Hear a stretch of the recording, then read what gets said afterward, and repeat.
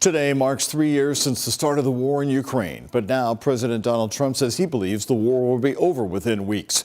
Trump and the French President Emmanuel Macron meeting today in the Oval Office. Macron trying to convince Donald Trump not to abandon Ukraine after a seismic shift in U.S. support. After speaking with President Trump, I am fully believe that there is a path forward. We share the same beliefs. We know what work needs to be done, and in the weeks to come, we will work on that. In an interview today, Putin says he has not substantially discussed a resolution of the war with President Trump. This comes as Russia now occupies 1/5 of all Ukrainian territory. Hundreds of thousands thought to have been killed and millions forced from their homes.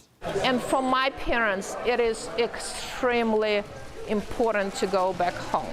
They have not had a normal night's sleep in the last 3 years. Their life ruined. Some Ukrainians who were displaced from their homes are now living right here in Metro Louisville. This war has been the biggest armed conflict in Europe since World War II, and tonight Ukrainian refugees came together in Louisville to sing and pack food for people still living in the war-stricken country. WHS 1119's Alex Dieterer and photojournalist Levi Hammer have their plea as that war rages on.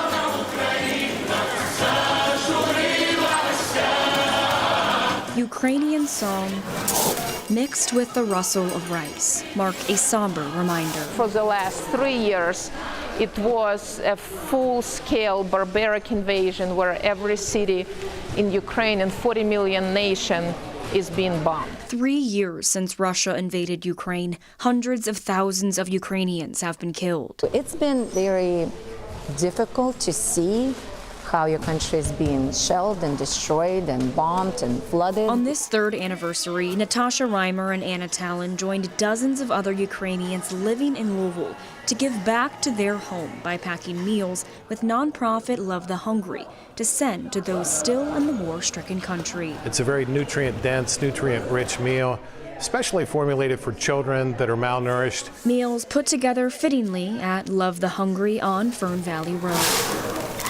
Even from thousands of miles away, the Ukrainian community here in Louisville, Kentucky is doing their part.